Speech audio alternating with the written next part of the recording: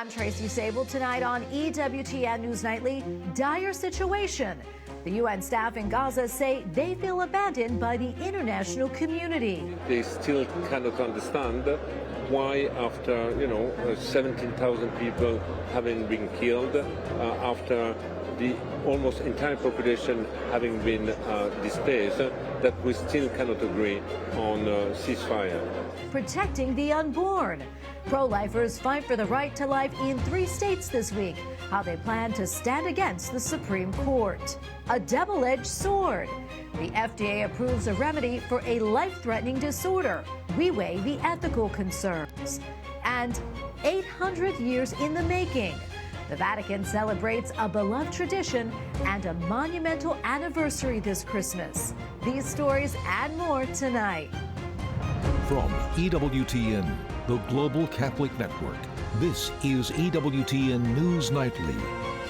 Thank you for being with us on the feast day of Pope St. Damascus I. Our top story tonight, the war between Israel and Hamas. Intense fighting is happening in central and northern Gaza, where an Israeli defense minister says Hamas is at a breaking point.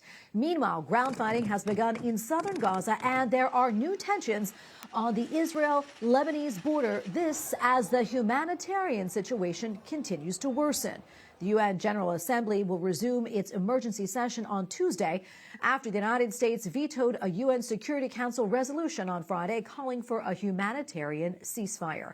Joining us now from Jerusalem with the latest is Philip Crowther, international affiliate correspondent for the Associated Press. Philip, great to be with you. So what is the status right now of Israel's offensive up and down Gaza Strip, and are they any closer to eliminating Hamas?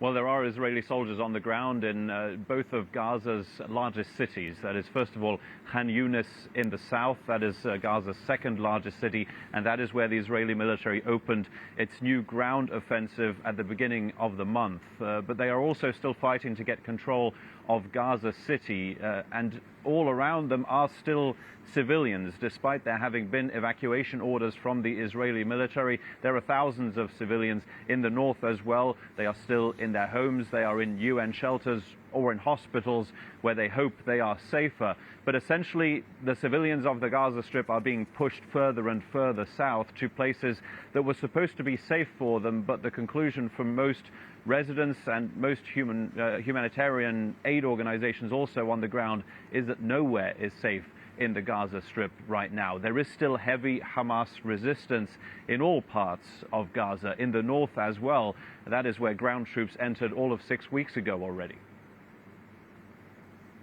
Yeah, and there are also reports of escalated tensions on Israel's border with Lebanon. What are you learning about this?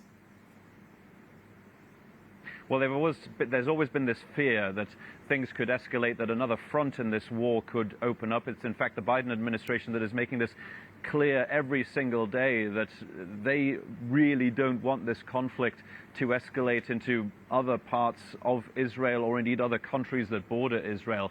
What we saw over the weekend were Israeli airstrikes against Hezbollah positions in southern Lebanon. This was in response to explosive drones and missiles being used by Hezbollah on Israeli positions. There have been attacks from Hezbollah fighters every day since the start of Israel's military operation in the Gaza Strip. For now, things have not escalated too far, but there are daily confrontations. Philip, talk to us about the humanitarian situation. I know there have been calls for more aid, but a key crossing between Gaza and Israel, it wasn't open on Monday. Yeah, that's the Kerem Shalom crossing. It looks like it might be opening up in the next few days. There's been a lot of negotiations around this by the United States and the United Nations together with Israel. Israel so far has not agreed to any openings from Israel into the Gaza Strip. There is only one border crossing that is open, that humanitarian aid can come through. That is Rafah, that is between Egypt and the Gaza Strip, and it is very limited. Humanitarian aid is very much needed. It is a dire humanitarian situation according to the United Nations Secretary General Antonio Guterres and all humanitarian aid organizations on the ground. There is a lack of food, and any food that is available is soaring in price. price, there's a lack of water as well, and other basic goods. And this humanitarian situation is not going to get better anytime soon. Philip, really quickly, 30 seconds left. But China and the U.S. have both recently been outspoken about the way Israel is handling the war. Do you think international pressure may convince Israel to change course?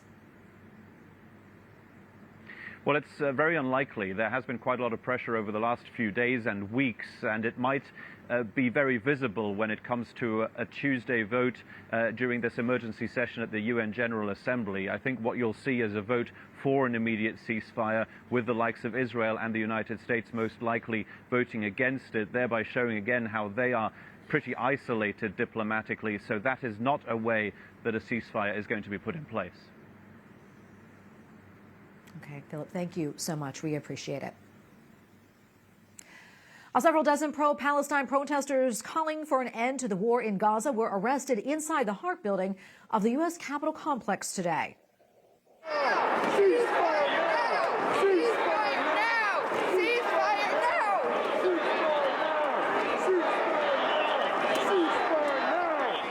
Pro-Palestinian protesters laid on the ground while another climbed a huge sculpture to display a banner. Capitol Police had to forcibly drag and pick up protesters refusing to sit up and exit the building. In all, more than 40 people were arrested. Only 4 more legislative days left before the holiday break, and Congress faces the same critical issues that they've had for months. Foreign aid and defense policy top the list. So, what is the latest on a potential aid package for Israel and Ukraine and the southern border? Capitol Hill correspondent Eric Rosales explains. Good evening. Bottom line, Republicans and Democrats are still very far apart on border policy changes. Key Republicans are telling me immigration policy changes must take place first for America's own border with any foreign aid package. So I care about Ukraine homeland security. I care about Israel's homeland security, but it would be immoral for me to put those two ahead of what I think is a clear and present threat to our homeland security. But Democrats charge that conditioning border policy changes to aid for Israel and Ukraine shows Republicans aren't serious about coming up with a solution. And if Republicans were sincere and genuine about truly negotiating a more secure border, they would have voted to begin debate and discussion on that bill. They had a prime opportunity to bring forward their own plans or their amendments to the president's package, but they voted no. They're not ready to genuinely talk. President Biden has said he's open to border reforms. Senator Lindsey Graham says President Biden has to get involved and use the power of his office. If you don't use your executive tools or work with us for a statutory solution, none of us who are supportive of Ukraine, Israel, and Taiwan can vote on a supplemental because you're making us pick countries abroad over our own homeland security. Meanwhile, President Biden continues to face the opening of an impeachment inquiry by House Republicans. I think we're very close to having the votes for an inquiry. You got to realize maybe an inquiry is not an impeachment. And everyone should be, everyone should support something looking for open records and getting the facts out. House Speaker Mike Johnson says the House is likely to vote on that impeachment inquiry this week. Democrats continue to say Republicans have no evidence of wrongdoing. What this is essentially just a big political sham that Republicans and James Comer are trying to impose on President Biden because they want to damage him and they want to get Donald Trump reelected. That's what this is all about. It's political. Senators fear Israel and Ukraine won't get any aid unless Congress acts by the end of the year. Some lawmakers tell me that they want to stay in session for as long as it takes to pass a foreign aid bill. At the Capitol, Eric Rosales, EWTN News Nightly. Well, the Biden administration warns if Ukraine doesn't get the funding it needs, then Russian President Vladimir Putin will be able to move forward with impunity and won't stop in Ukraine. Tomorrow, President Joe Biden will once again meet face-to-face with Ukrainian President Volodymyr Zelensky. White House correspondent Owen Jensen reports.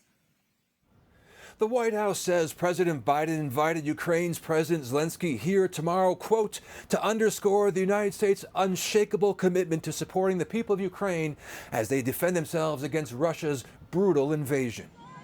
President Joe Biden took no questions when he headed off to Pennsylvania today, but on Sunday, the press secretary released a statement on the upcoming visit of President Volodymyr Zelensky, saying, as Russia ramps up its missile and drone strikes against Ukraine, the leaders will discuss Ukraine's urgent needs and the vital importance of the United States' continued support at this critical moment. Just today, Ukraine says Russia fired missiles at Kyiv, all of them shot down. The thwarted attack damaging or destroying homes and buildings, even leaving a crater, one person injured by shrapnel.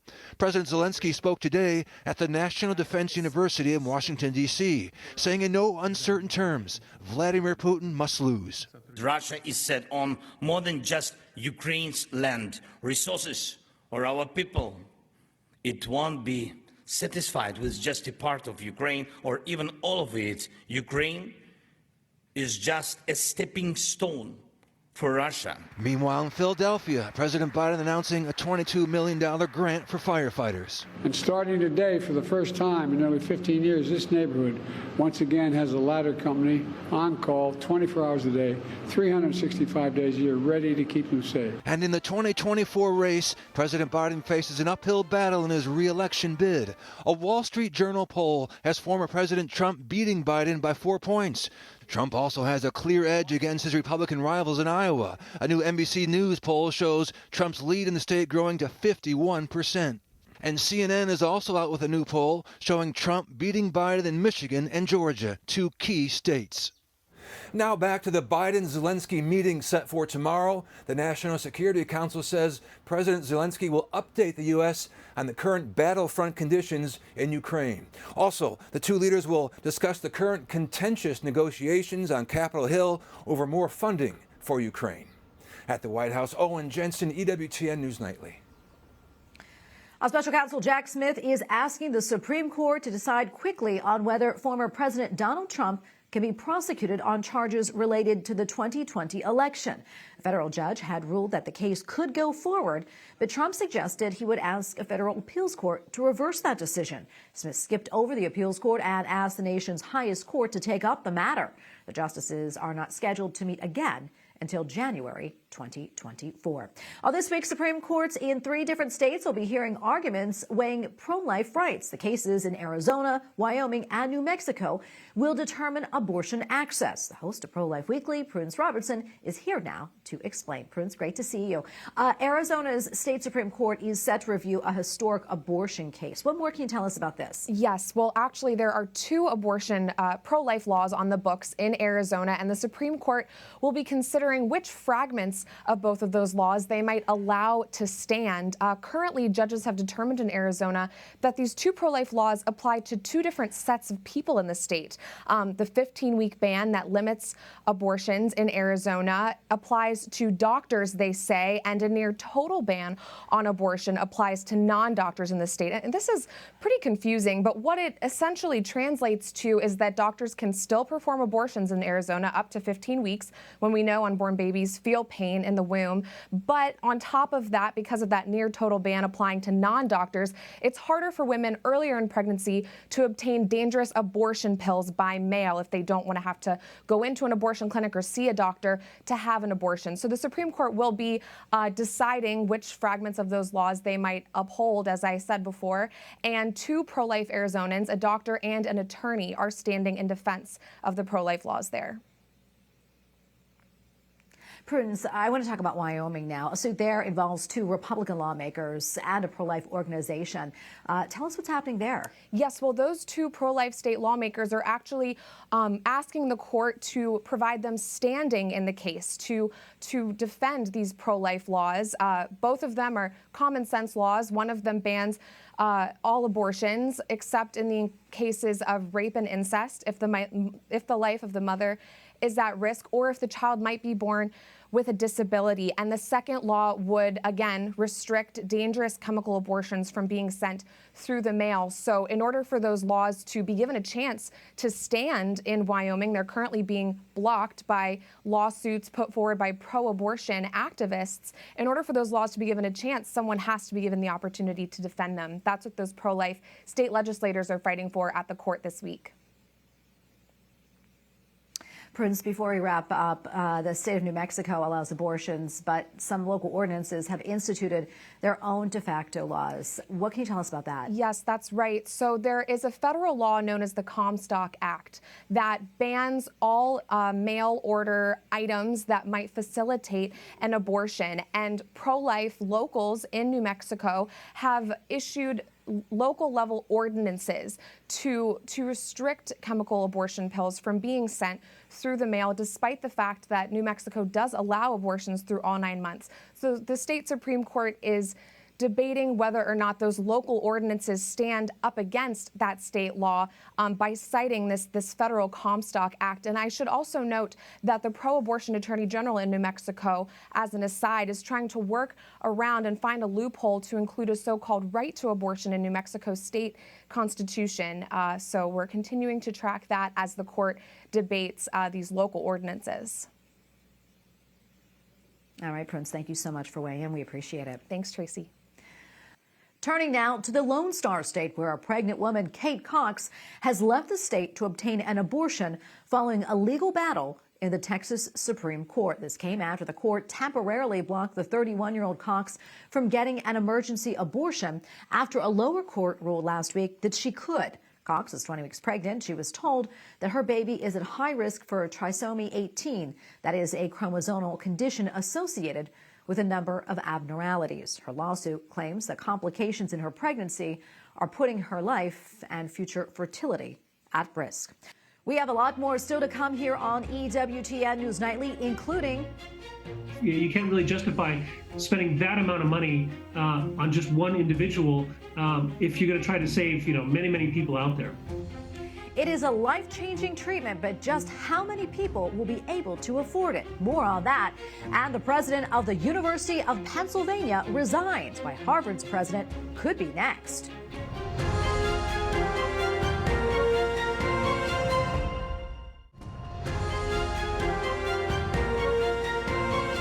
Late last week, the Food and Drug Administration approved the first ever gene editing therapy to alleviate a debilitating disorder. The treatment will help those 12 and older suffering from sickle cell disease, what the FDA calls a rare, debilitating, and life-threatening blood disorder with significant unmet need. In the trial run, nearly 97% of those treated saw their pain resolved for at least 18 months. But despite the positive results, there are two main concerns: the expensive price tag and the high likelihood for infertility following the procedure.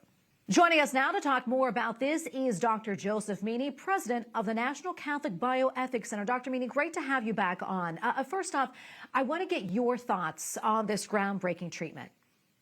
Yes, so it's very interesting to see that the FDA has approved for the first time a gene therapy for sickle cell disease, which is a very common genetic disease and affects primarily African Americans. But it's the first time that this has been approved, so it's really groundbreaking.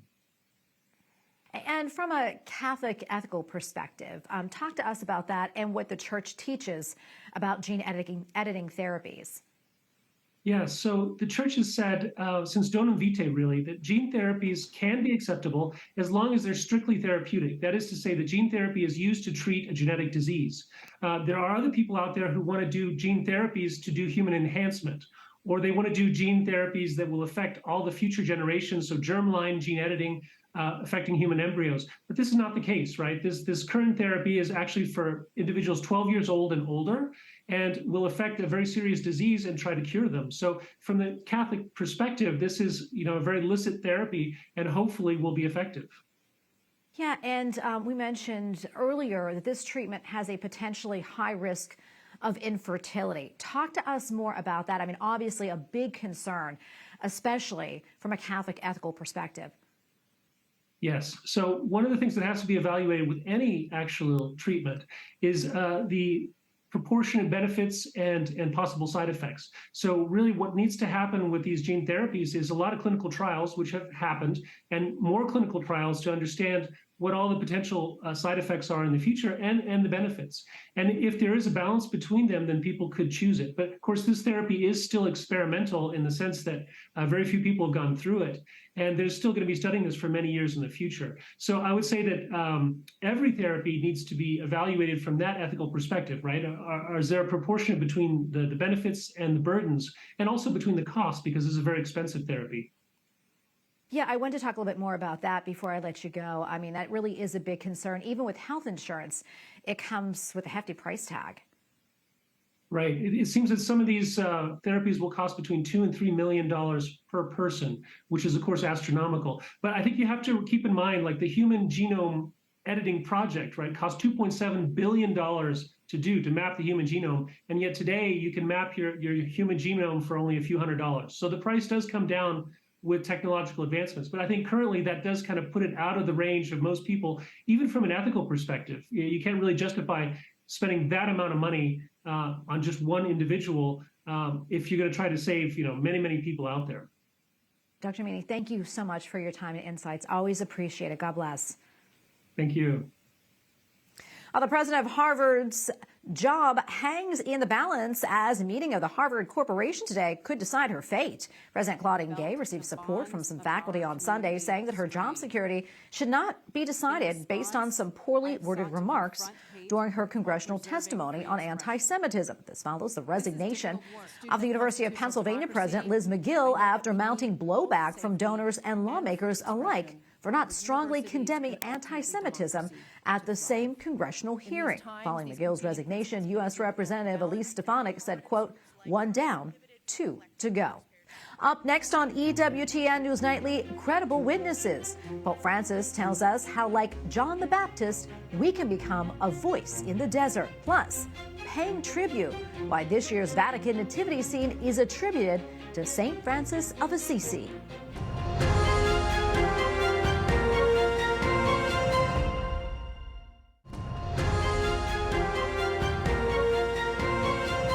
Silence and prayer, two ways to make space for Jesus in our lives. Voce di uno che grida nel deserto. At the Sunday address, Pope Francis highlighted the importance of listening to God by embracing the example of John the Baptist, described as the voice of one crying in the desert. The Holy Father also commemorated the anniversary of the signing of the United Nations Universal Declaration of Human Rights on December 10, 1948, saying that the commitment to human rights is never finished.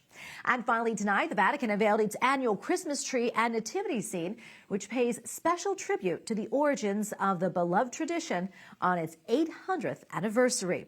EWTN Vatican Bureau Chief Andreas Tannhauser has more.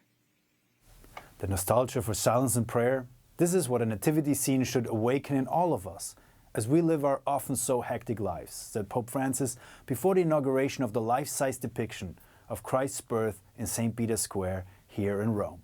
On Saturday, December the 9th, Cardinal Fernando Vergas Alsaga presided over the ceremony. He's the president of the Governorate of Vatican City State, which is responsible for both the nativity scene as well as the Christmas tree in front of St. Peter's Basilica. This tradition is fairly new, as it was only started by Pope St. John Paul II in 1982. Much older is this tradition in the little town of Greccio, an hour and a half outside of Rome. There, St. Francis of Assisi initiated the first nativity scene with real people. This year we celebrate its 800th anniversary, and that is why the scene on St. Peter's Square also comes from Greccio. The nativity scene shows beautiful terracotta figures crafted by Neapolitan sculptor Antonio Catone. This is a big difference to St. Francis's original, who had real animals and people impersonating Jesus Christ's birth in a cave just outside Greccio. In St. Peter's Square, we can now find a replica of this cave. We also see frescoes that are taken from the shrine in Greccio, which had been built over the original grotto. These images show St. Francis adoring the child, as well as Mary feeding baby Jesus. The still empty manger is at the center of the large nativity scene. Only on Christmas Eve the Christ child will be placed into the pillow of straw it contains.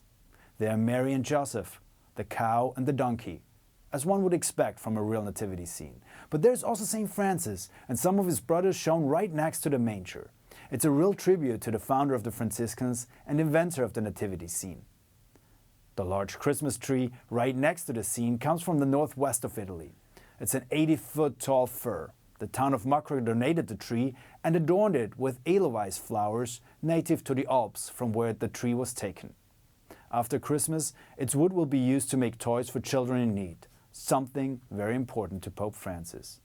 And there's another fact that was important for the Holy Father to point out. As St. Francis was inspired by his visit to Bethlehem in the Holy Land to organize the nativity scene in Greccio, we all should be moved to pray for peace in the Holy Land when seeing the grotto in St. Peter's Square. Peace on earth. In Rome, Andreas Tonhauser, EWTN News Nightly.